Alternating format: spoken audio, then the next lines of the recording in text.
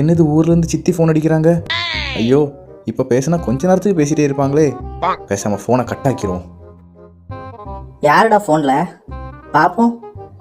டேய் சித்தியா, குடு குடு குடு. இல்லை இல்லை, அதெல்லாம் ஒன்றும் இல்லை. அம்மா பேசி முடிஞ்சாம்மா? ஆமாம்மா, வீட்டுக்கு வாங்க.